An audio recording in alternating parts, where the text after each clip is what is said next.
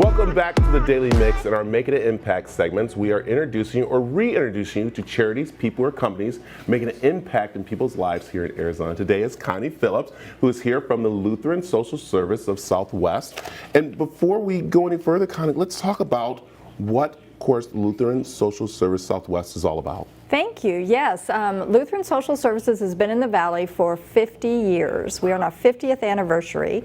We stabilize lives during times of crisis and transition. We build foundations from which people can rise, and we preserve dignity and respect. People have often not heard of Lutheran Social Services. We're actually a fairly large organization. Our operating budget is over $15 million, and we work in 4 counties, and we serve more than Lutherans, and we are not all Lutheran. We were started by the Lutheran Church 50 years ago, and that's our name, and a lot of our volunteers, and we still have a lot of congregational support, but we are an independent 501c3. Yeah, and I like how you just said that. It's not about so much of the religion, it's about what you do in the community where all the different religions come together. Right. So let's talk about some of the services you have, because I've been noticing that you guys have been really taking care of a lot of the refugees that we've been having coming into Arizona. Since 1975, Lutheran Social Services has provided refugee resettlement.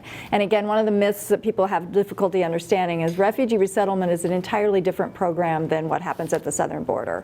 These are people who are thoroughly vetted, who are ready to come to the United States because they have been persecuted in their own countries. They can't go home. So we resettle them here, often with the support of community members and with congregational support. Yeah, and then the family part that's so important. That is where you make sure with adoption, different things that you go through and guide people. Yeah, we have 4 different areas of services. The second one is with family services. We recruit foster homes for children with developmental disabilities, and we provide family resource centers. And then 2 other areas of our services are we do work with seniors who are trying to stay in their own homes. That's in southern Arizona. And then here in the Valley, we work with emergency services, rent and utility assistance, as well as services for people who are experiencing homelessness. Yeah, and it's just amazing how this is making an impact in a lot of people's different lives all over, because you're expanding more. So yes, we were very excited to be able to expand our services for those experiencing homelessness into the Northwest Valley in partnership with the City of Surprise. They have been working over the last 3 years. We've been working with them around the growth of homelessness.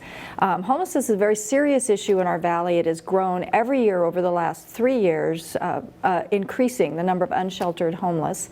And Surprise has there's no facility in the Northwest Valley. So we worked with them over the last 2 years, and in October we began, again in partnership with 4 churches there, to provide overnight shelter. Yeah, and a lot of people are probably going, well, why Surprise? But people have to realize is that Surprise is closest to California, where they're having a little crisis. So people are starting to migrate to Arizona. The homeless are in the areas, and that's why it's so important the West Valley is getting the help they need. Yes, the service, we think of homelessness kind of in pockets of the valley, but it's actually spread. And we work in Mesa, we work in the Southwest Valley, and now in the Northwest Valley.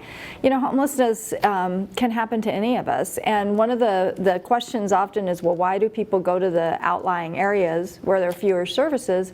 But why do we all live where we live? That's where they're comfortable. That may be where they were working or living before they began experiencing homelessness. Right.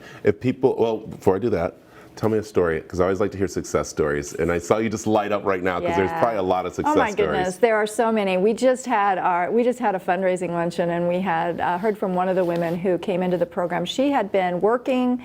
She was had a supervisory position. She had her apartment. She had her car. She got sick. And this is not an unusual story. This is fairly typical. People who don't have savings. She became ill, she couldn't work, she lost her job, she lost her apartment, she lost her car. She found herself out on the street, not really knowing what to do. And one particular terrible rainy night, she was trying to stay dry under about this much of awning beside a building, and she just, basically said, I don't know what to do, help me God. And The next day, learned about the iHelp program from someone. The iHelp is Interfaith Homeless Emergency Lodging Program. And she said within the next day she was in the van and on her way to the program. She has done very well. She graduated in December. She has an apartment. She's living in an apartment. She has a job. She rides the light rail over an hour every day to her job and back. And now she's started coming back to be a peer monitor, which means she comes and spends the night with the folks at the church so that the volunteers don't have to spend the night. I love it. Yeah. How can people find out more about, of course, Lutheran Well, Social Service? go to our website. It's lss-sw.org, and we have a whole section on how you can help with a variety of our programs. I love it. Anything special coming up we should know about?